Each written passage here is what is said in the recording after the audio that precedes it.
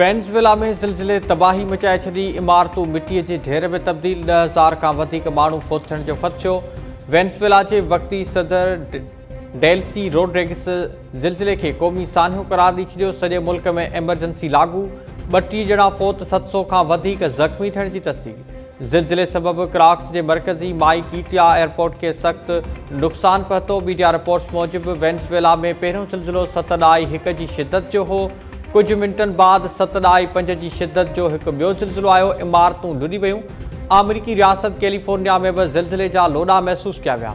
अमरीकी geological survey Venezuela में ज़िलज़िले सबबि 10,000 माण्हुनि जे फोत थियण जो ख़दशो ज़ाहिर करे छॾियो। अमरीकी सदर ट्रंप चयो आहे त वेनेज़ुएला में ज़िलज़िले बाबति शुरूआती रिपोर्ट सुठी नाहे। वॾे अंग में माण्हू अजल जो शिकार थिया आहिनि। अमरीकी इदारनि खे फौरी तौर मदद करण जी हिदायत। सदर आसिफ अली ज़रदारी ऐं वज़ीर आज़म शहबाज शरीफ़ पारां वेनेज़ुएला में ज़िलज़िले सबबि जानियूं ज़ाया थियण ते ॾुख जो इज़हार। लाहौर ते कराची जहिड़ो बल्दियाती निज़ाम लागू न कयो वञे। केरु तफ़सील ॼाण चाहे त हाफ़िज़ नईम रहमान या ख़ालिद मक़बूल सिद्दीक़ी खां पुछी वठे।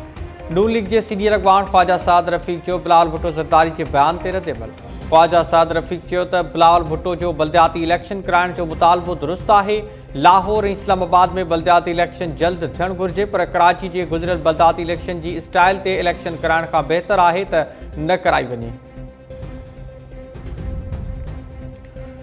रोहिड़ी में 500 साल क़दीमी नव ढालनि वारो ताज़ियो बरामद। लखें अज़ादार शरीक साह ॿुसारजण सबबि 4 ॼणा फोत। 2 ॼणनि जी सुञाणप कंदकोट वासी इमरान शेख ऐं घोटकी वासी नवीद शेख तौर थी। वफ़ाक़ी गरवज़ीर मोहसिन नक़वी रोहिड़ी पहुची मातमी जुलूस जे इंतज़ामनि जो जाइज़ो वरितो। मोबाइल फ़ोन नेटवर्क मुअतल। मटियारी, ठट्टो, राणीपुर, पलीजाणी, काज़ी अहमद ऐं सकरनि में बि तारीख़ी मातमी जुलूस बरामद। टंडो मोहम्मद ख़ान, भगो बिहण, तंगवाणी, दोदापुर, जाम साहब, गाजी ख्वावर, नवाबाद ऐं राजू खानानी में मातमी जुलूस बरामद करे मजलिसूं बर्पा कयूं वयूं।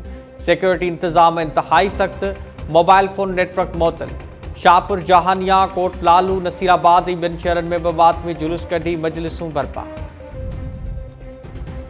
प्रिया कुमारी खे बाज़ियाब करायो वञे। अफ़सोस त प्रिया खे आशूरा जे ॾिहाड़े अगवा कयो वियो। असां प्रिया जे वारसनि सां गॾु आहियूं। खेसि फौरी तौर बाज़ियाब करायो वञे। जूनियर ज़ुल्फ़कार भुट्टो जूं लाड़काणे में मीडिया सां ॻाल्हियूं। जूनियर ज़ुल्फ़कार भुट्टो चयो त पुलिस रुॻो अमीरनि जे प्रोटोकॉल में पूरी आहे, ग़रीबनि जो कीअं तहफ़ुज़ थींदो। मेरिट जो जनाज़ो निकिरी वियो आहे। सिंध पब्लिक सर्विस कमीशन ॼाणे वाणे ग़रीब ऐं महिनत कंदड़ नौजवाननि खे फेल करे वॾेरनि जे ॿारनि खे नौकरियूं ॾिनियूं। 29 जून ते हैदराबाद में सिंध पब्लिक सर्विस कमीशन ॾाढो एहतजाज कयो वेंदो। सभिनी खे शिरकत जी अपील। ऐं लाड़काणे मां 12 वरनि जी नींगरी पुरसरार नमूने गुम। रहमतपुर थाणे जे हद नज़र महले मां नींगरी सना धी शम्सुद्दीन सूमरो पुरसरार नमूने गुम थी वई। वारसनि जो चवणु आहे त ॻोल्हा बावजूदि नींगरी जो ॾस पतो नाहे पइजी सघियो। ॻोल्हा में मदद करण जी अपील।